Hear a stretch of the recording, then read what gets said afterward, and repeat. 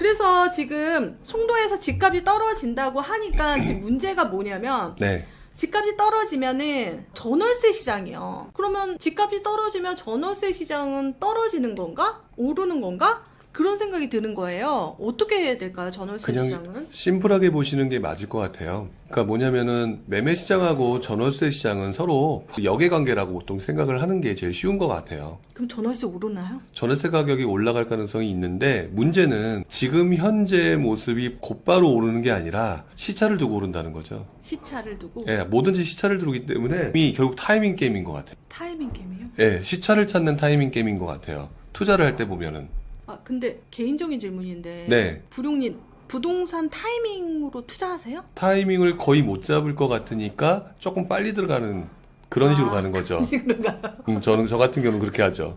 선선진입 투자자예요? 완전 선선집은 안 하고요. 그렇게까지 하면 너무 오래 걸릴 수 있으니까 그나마 조금 빠르게 진입할 수 있는 게 선진입이니까. 선진입 이거 고수 아니에요? 그러면? 선진입? 이게 타이밍 잡는 거 보니까. 그래서 이 타이밍을 잡는 거 그 투자라고 하는데 그러면 이번에 금리 인상도 됐고 매매가도 떨어지니까 전월세는 그러면 언제 상승하는 거예요? 저는 전월세 상승은 1차적으로는 올 9월부터 조금 분위기가 달라지지 않을까라고 생각이 들어요. 이렇게 얘기하면 두고 봐라 9월에 오른다고 하잖아. 그 댓글 다실 것 같은데 사실 그렇게 될 거라고 생각하지만 또 모든 변수가 또 작용을 하겠죠. 이번에 원희룡 장관님께서 임대차 그렇죠. 입법 손 본다고 하니까 그리고 종부세 막 나오고 그러니까 여러분 확실하진 않지만 이대로 그대로 진행이 된다면 9월 이후부터 전월세 시장이 상승된다는데 그 이유는 또 그러니까 지금 저희가 떠드는 어떤 내용을 가지고 저희를 무슨 술사처럼 받아들이진 않으셨으면 좋겠다는 말씀을 계속 반복하는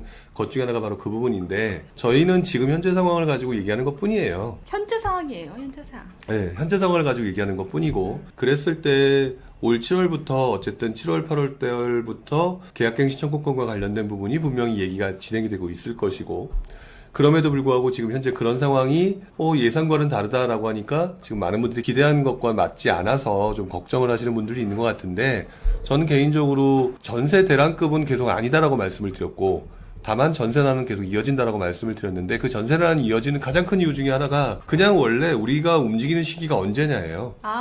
이사철이잖아요. 원래 부령님 너무 심플하잖아요. 예, 너무 심플한 거죠. 이사철이에요, 여러분. 9월이. 저도 9월 이후에 추석 이후로 물건을 내놓을 생각입니다. 그러니까 대부분의 사람들이 그렇게 생각을 하고 움직이기 때문에 9월 이사철부터 그럼 또 9월 이사철부터 그 모든 동네가 다 그렇게 움직일 거냐? 아니겠죠. 물량이 많고 적음에 따라 다르겠죠. 물량에서 입주 물량을 얘기하시는 그렇죠. 거죠? 많고 적음에 따라 달라지겠죠. 문제는 그게 한 군데에 경고등이 켜질 것이고 네네네.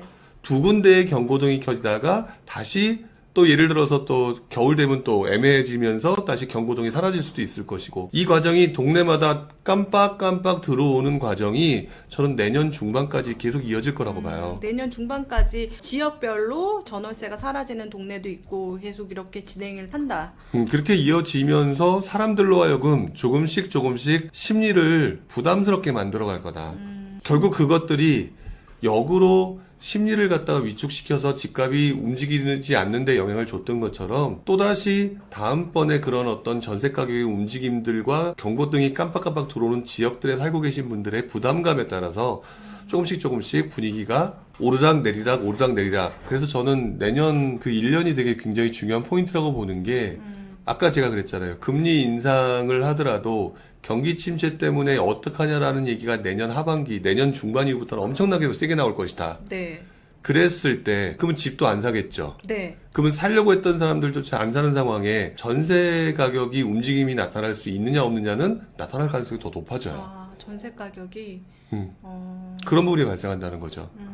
그래서 그 부분을 생각하게 되면 과거에 그동안 그러니까 작년 같은 경우에 올해를 기준으로 봤었을 때는 올해 7월을 기준으로 많이들 표현했잖아요. 네. 하지만 시장은 계속 바뀌는 것 같고 바뀌는 상황이 되는 과정에서 내년 상황이 조금 더 아주 재밌어지는 상황이 될 수 있겠다. 저는 그렇게 생각을 하고 있어요. 네. 이제 9월 이후라고 했지만 이사철 때문에 전월세 시장에 또 움직임이 생기고 금리가 올라가고 그러다 보니까 매수층이 줄어들고 내년에 이제 경기 침체에 대해서 얘기하다 보면은 내년 중반기까지는 이제 전월세 시장이 깜빡깜빡 들어올 수 있는 지역들이 보일 거다라고 보신다고 합니다. 그러면 이걸로 투자 포인트를 잡아야 되나요? 지금 현재로는 투자 포인트를 잡기가 좀 애매한 부분이 있다는 얘기는 지난주에도 조금 말씀을 드렸던 것 같은데 올 하반기까지는 지금 정부 정책들을 계속해서 하나씩 모니터링 하셔야 돼요.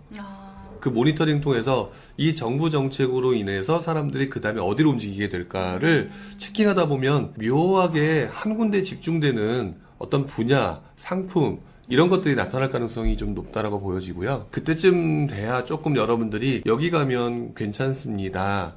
여기가 좋을 것 같습니다. 라는 부분들의 얘기가 조금 더 하기가 좀 편해지지 않을까. 편해지지 않을까. 지금은 조금 관망하는 시장이 될 수밖에 네, 지금은 없다. 관망하는 시장이 맞는 것 같아요. 그렇게 되네요. 실제적으로 이사철이 우리나라가 봄, 가을이에요. 맞아요. 여름하고 겨울에 한번 이사 가면 진짜 너무 힘들어서 다시는 그때 안 간다고. 그리고 전세 제도가 이기 때문에 돈이 엄청 많이 필요하잖아요. 네. 그래서 움직일 때 한꺼번에 움직이시더라고요. 음. 어머, 그렇네, 진짜. 생각해보니까 제가 9월 추석 뒤에 이제 입주하는 전세 계약을 저번 주에 했네요.